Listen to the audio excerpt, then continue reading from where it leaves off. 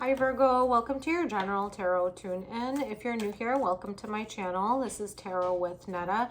As always, like, comment, subscribe on the video or the channel, especially if the reading resonates with you. Excuse me. So this is for Sun, Moon, Rising, Venus, and North Node in the sign of Virgo. Okay, let's see what's going on. As always, take what resonates, leave what doesn't. If the reading doesn't resonate with you, check out your other placements, and cross watchers are welcome. So if you're dealing with a Virgo and you want to get a little bit snoopy, yeah, go for it. Why not? Okay, so I'm going to pull out one card from the Divine Animals Oracle just to ground your reading. And you've got Butterfly, the Soul, number 28. So my dear Virgo, you could be going through some type of soul transformation. Let's read the message in the book. So the number 28 could have some significance for you as well.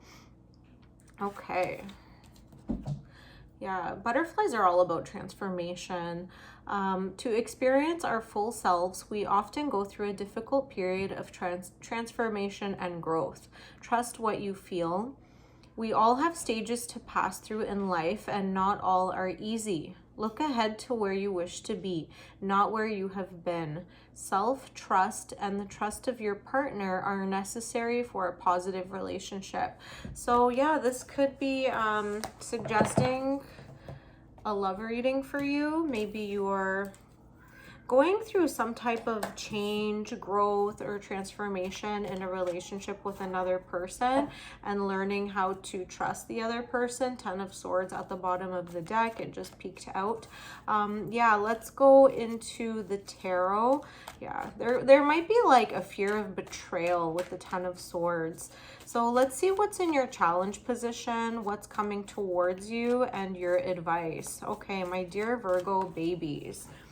What is coming up for you? Queen of Swords, 8 of Swords, 7 of Pentacles. There might have been an exchange of words with the Queen of Swords and the 8 of Swords here. The swords are air, communication. Virgo, you are ruled by Mercury, especially if you're a Virgo rising. Our rising signs are more significant in regards to reading current transits, things that might be coming up for you in your chart astrologically. But yeah, you're ruled by Mercury, so you're very analytical, driven by a need to understand and communicate for a sense of control. You're a little bit more rigid than the other Mercury ruled sign, which is Gemini. You're not as go with the flow. So this Queen of Swords here is kind of fitting, especially if it's coming up in your challenge position and you're dealing with a loved one. There might have been an exchange of words where you're kind of like put yourself in a bind with the 8 of Swords here, and you're trying to figure out a way out of it. It could be like the 7 of Pentacles here, like buying a gift, something to do with like money or investments, even like a distraction.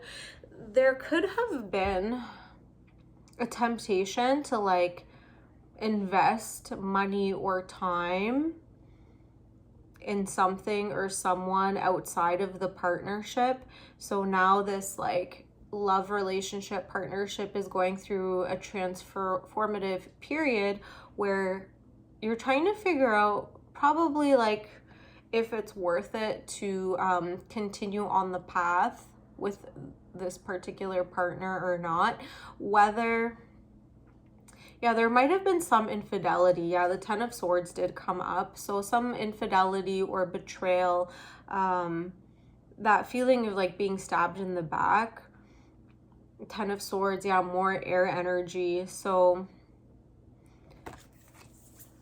yeah, whether you are the person that has done the betraying or whether you're on the receiving end of the betrayal, there's a big soul transformation. So this could be like a very serious, heavy, deep karmic relationship, a long-term relationship.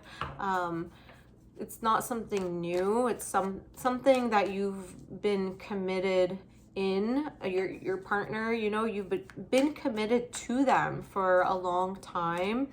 So you could be going through a Saturn return as well. You could be 27, 28, 29, 30 years old. Saturn return is very heavy at that time period, at that age. So if you're, you know, even turning 30 years old, that sense of like maturity starts to creep in, whether you have learned some significant, important life lessons or not. Yeah, what's coming towards you? More transformation. Two of Swords, the Wheel of Fortune. Yeah. You could be dealing with a Scorpio or even a Capricorn. You could be like, the change might be like happening, you know, what's coming towards you, and it's out of your hands and you're just kind of like in denial about it. So if you've come across this reading and this resonates with you, it's telling you, you know, whether you're in denial or you want to look at the situation or not, things around you are inevitably going to change. Yeah, the Wheel of Fortune, it's like change is inevitable. Change is coming whether we like it or not. It's a part of life. It's a part of the transformation. So yeah, the Saturn return, like that is a very pivotal time in most people's lives. A lot of endings, beginnings, big lessons. Like Saturn is the planet of karma, lessons,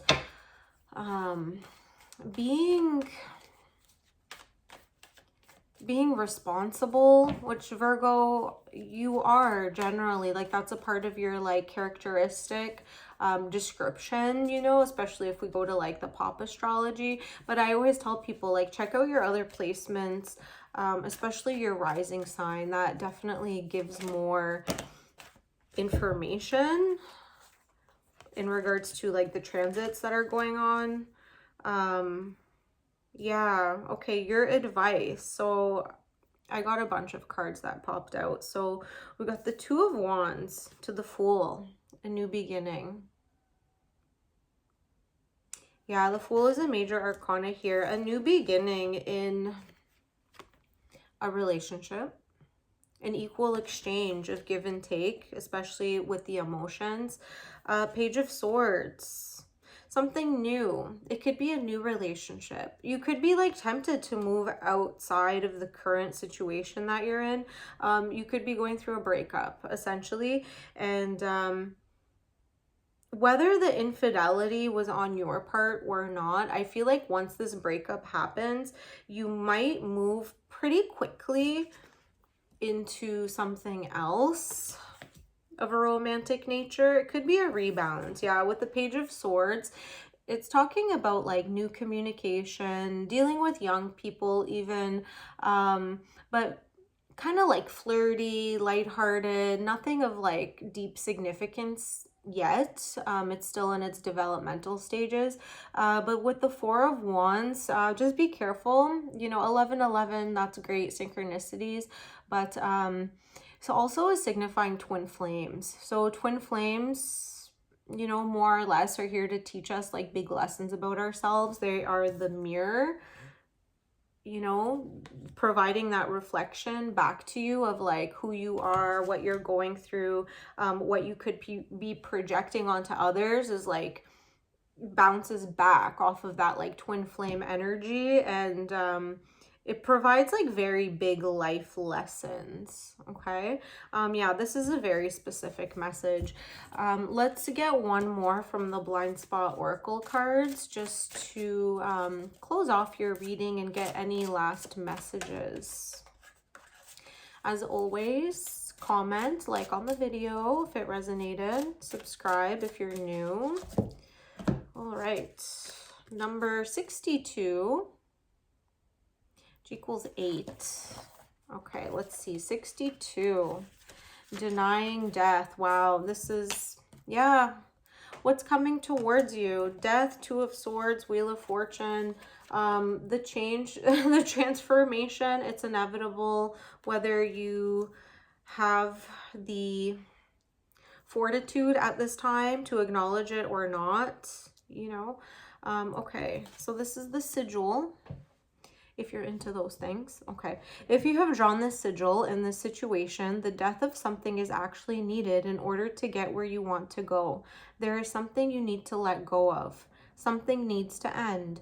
You are currently unable or refusing to see the value of this ending and the need for it. This sigil is telling you that the time has come for change, transition, endings, and transformation so as to leave the old behind. It is telling you that currently you are in serious resistance to this.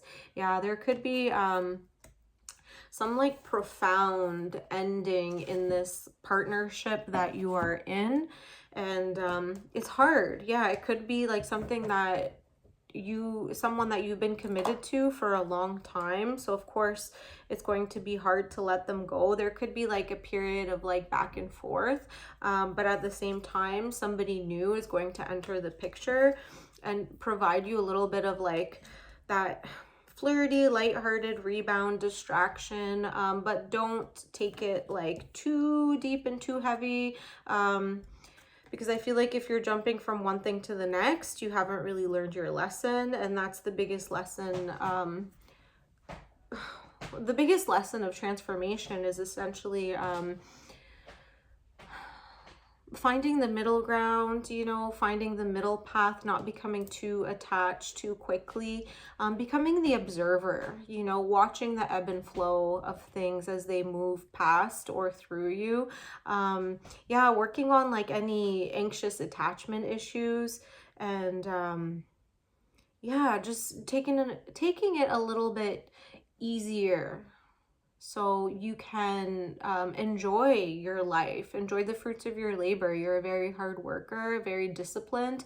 Yeah, and you know, this situation, this ending, it might be out of your control, out of your hands. And the more you grip onto it, the harder it's going to be to transform, to change. But you might realize once you start accepting the endings that life can offer you like new perspectives, new ways of experiencing your life and the world, which could be much more fulfilling, you know. Okay, I hope this helped, my dear Virgo, and I'll see you on the next one. Bye.